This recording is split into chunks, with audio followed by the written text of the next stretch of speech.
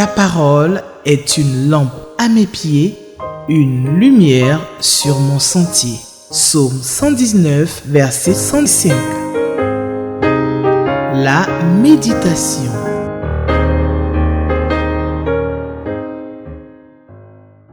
Téléspectateurs d'Espérance TV, je vous salue dans le merveilleux nom de Jésus-Christ de Nazareth.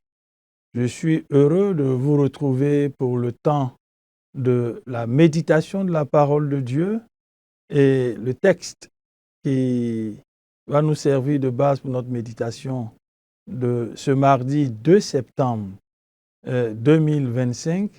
C'est celui de l'Évangile selon Matthieu, le chapitre 23, versets 1 à 15. Matthieu, chapitre 23, versets 1 à 15.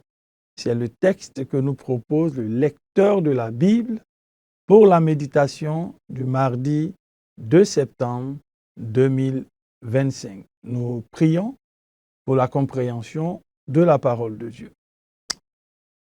Grand Dieu, nous te bénissons parce que tu es pour nous un Père et tu prends soin de nous parler chaque jour.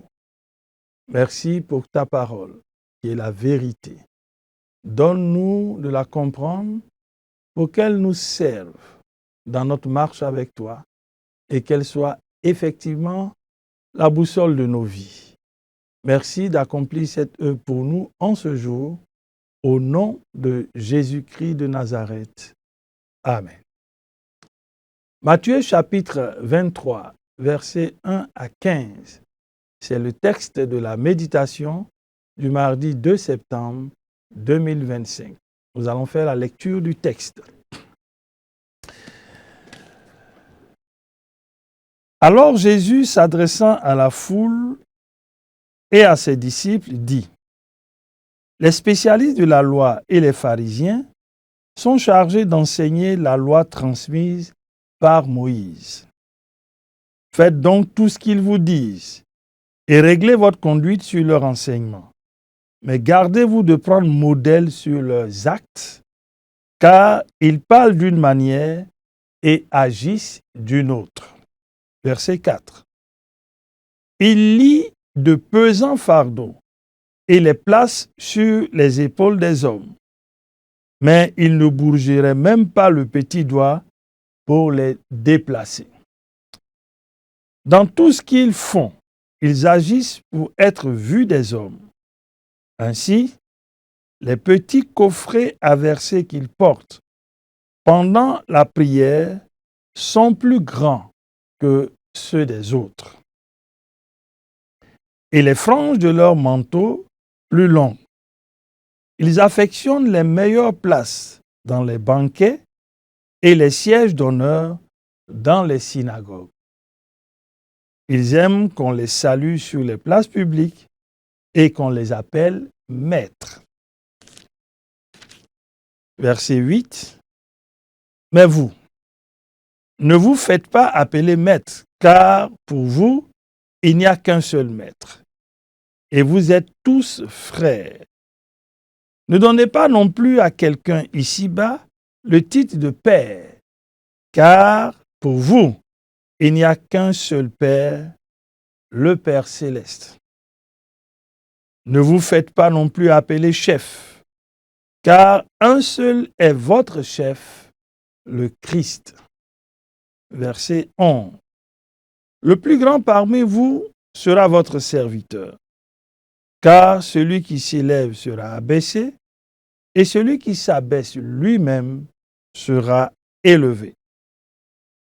Malheur à vous, spécialistes de la loi et pharisiens hypocrites, parce que vous barrez aux autres l'accès du royaume des cieux. Non seulement vous n'y entrez pas vous-même, mais vous empêchez d'entrer ceux qui voudraient le faire. Malheur à vous, spécialistes de la loi et pharisiens hypocrites, car vous dépouillez les veuves de leurs biens, tout en faisant de longues prières pour l'apparence. C'est pourquoi votre condamnation n'en sera que plus sévère. Verset 15. Malheur à vous, spécialistes de la loi et pharisiens hypocrites, vous parcourez terre et mer pour amener ne fût-ce qu'un seul païen à votre religion.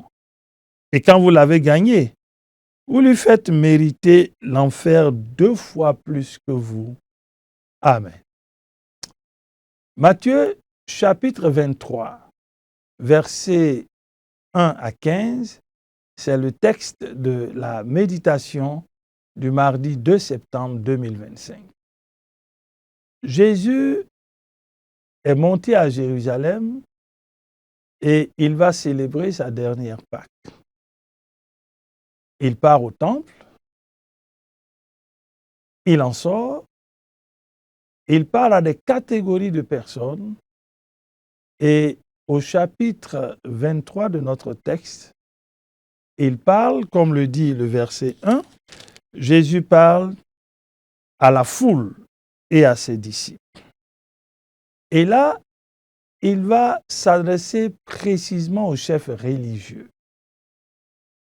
Et dans ses propos, il met l'accent sur la conduite des chefs religieux qui est en opposition flagrante avec ce qu'ils disent. Et Jésus ne passe pas par 4 chemins. Il indexe ces chefs religieux et il nous donne de comprendre à travers ces exemples qui ne sont pas à suivre d'ailleurs, et nous donne de comprendre ce que lui, il attend de nous en tant que ses enfants, ses frères, ses disciples. Jésus rappelle que les chefs religieux, les pharisiens, leur vocation est d'enseigner et d'enseigner le peuple. Seulement, l'enseignement doit être simplement celui que Moïse a légué, a laissé et qu'il a reçu de Dieu d'ailleurs. Mais dans la pratique, on découvre que ces chefs religieux disent effectivement l'enseignement de Moïse. Malheureusement, ils ne pratiquent pas cet enseignement. Il lie de pesants fardeaux et les place sur les épaules des hommes, dit Jésus au verset 4. Mais il ne bougerait même pas le petit doigt pour les déplacer. Jésus fustige leur comportement, leur conduite. Chers frères, chères sœurs, qu'en est-il de toi? Est-ce que tu fais ce que tu dis? Ta conduite est-elle en harmonie avec l'enseignement de Christ Jésus? Ce que Dieu dit dans sa parole et que toi aussi tu rapportes, tu transmets, est-ce que tu le vis? Ce que Dieu veut, c'est que nous puissions vivre la parole. Pour les pharisiens, les chefs religieux, ils agissent pour être vus des hommes. Il y a donc une sorte d'hypocrisie que Jésus relève. D'ailleurs, les petits coffrets à verser que l'on porte pour la prière, Jésus fait remarquer que les leurs sont plus grands. Il fait remarquer que la frange de leur manteau, ces franges-là sont plus longues. Il fait remarquer qu'ils affectionnent les meilleures places dans les banquets. Il fait remarquer qu'ils aiment qu'on les salue sur les places publiques, on les appelle maîtres. Ils aiment bien occuper les sièges d'honneur. Autant d'actions relevées par Jésus qui montrent que ces pharisiens, ces chefs religieux ne recherchent que leur propre gloire. Chers frères, chères sœurs, chers téléspectateurs, dans ce que tu fais, dans ce que tu dis, dans la façon dont tu le dis et dans ton attitude, ne laisses-tu pas transparaître clairement que tout est centré sur toi, que ce que tu veux faire apparaître, c'est que l'on te voit, c'est que l'on dise de toi ce que tu fais apparaître. N'es-tu pas en train de rechercher ta propre gloire? N'es-tu pas en train de rechercher ta propre gloire? La subtilité avec laquelle on peut se positionner au détriment de celui qui devait l'être, c'est-à-dire Christ Jésus, notre Maître. Cette subtilité-là a gagné beaucoup de personnes. Ne fais-tu pas partie de ces personnes-là? Le Seigneur t'interpelle. Parce que cette attitude des pharisiens, des chefs religieux, était une attitude que Jésus a fustigée.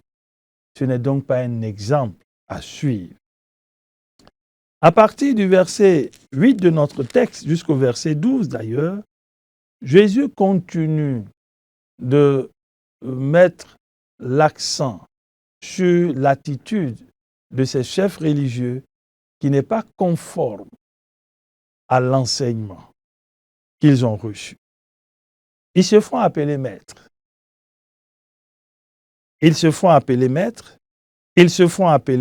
donnent le titre de père, verset 8 jusqu'au verset 10, et puis ils se font appeler chefs. Jésus rectifie. Il montre que un seul est digne d'être appelé maître et tous les autres sont des frères et des sœurs. Chers frères, chères sœurs, chers téléspectateurs, n'es-tu pas omnibulé, attaché au titre, de sorte que tu rappelles tout le monde à l'ordre quant au titre que tu arbores chaque jour? N'es-tu pas focalisé sur le fait que c'est ton titre qui doit être bien mis en exergue? De sorte que quand on oublie de le dire, tu rappelles tout le monde à l'ordre. Un seul est digne d'être appelé maître, et vous tous, vous êtes frères. Oui, Jésus nous a sauvés au prix de son sang. Et nous sommes devenus ses frères parce qu'il est le premier-né de toute la création. Il est le premier en tout, dit Paul dans son épître aux Colossiens. Dieu a mis toute la plénitude en lui pour que par lui, tout soit réconcilié avec lui. Et Dieu a décidé de faire de lui le premier en tout. C'est notre frère, c'est notre aîné. Nous sommes tous des frères et des sœurs. Le fait de t'appeler frère constitue-t-il une entrave, un crime, une offense? Nous sommes tous des frères. Un seul est digne d'être appelé Père, de porter le titre de Père. C'est le Père céleste. Oui, c'est le Père céleste. Fais attention, chers frères. Fais attention, chers téléspectateurs, de ne pas prendre la place de celui qui devrait être à cette place. Un seul est digne d'être appelé notre chef, c'est le Christ. Il est le chef de l'Église. C'est lui qui est la tête de l'Église. C'est lui qui bâtit son Église. Il est donc le chef. Par sa grâce, nous avons été appelés à son service. Ne perdons pas de vue que c'est lui le chef de l'Église. C'est son Église. Ce n'est pas notre Église. Aucun d'entre nous n'est mort à la croix pour que l'humanité soit sauvée. Jésus-Christ de Nazareth est le chef de l'Église. Prenons garde de ne pas prendre la place qui lui est due. Il est le chef de l'Église. Et Jésus rappelle aux pharisiens qui aiment se faire voir, aiment être aux premières places, aiment se faire servir. Il rappelle que le plus grand parmi eux sera leur serviteur. C'est une leçon d'humilité, une leçon de celui qui se met au service des autres. Comme Christ l'a fait, et Paul l'a rappelé aux Philippiens, il est venu en tant que simple serviteur. Alors qu'il avait sa gloire auprès du Père, mais il est venu servir pour la cause du Père, pour l'avancement du royaume. Es-tu, toi aussi, capable de t'abaisser, de te mettre au service des autres, de ne pas rechercher à être toujours servis, mais de servir les autres. Dieu nous appelle à suivre cet exemple du leader, serviteur, à suivre cet exemple du conjoint serviteur, à suivre cet exemple du frère ou de la sœur serviteur. Oui, c'est celui qui s'élève, qui sera abaissé. Ça, c'est la loi, le principe du royaume.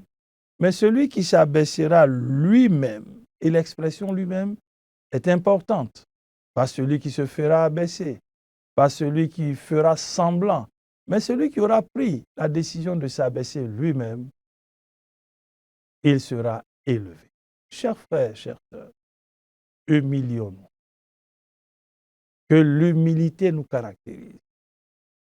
Regardons les autres au-dessus de nous. Recherchons leurs intérêts. Et Dieu lui-même s'occupera de nous. Il s'est élevé en son temps. Il n'a pas besoin que l'on martèle chaque fois, élève-moi. Non. Si tu veux être élevé dans les principes du royaume de Dieu, abaisse-toi toi-même, humilie-toi et il t'élèvera. Les versets 13 à 15, Jésus fustige l'attitude des chefs religieux qui empêchent justement les autres d'avoir accès au royaume, alors qu'eux-mêmes sont disqualifiés de par leur attitude et leur comportement. Jésus montre enfin dans notre texte qu'ils sont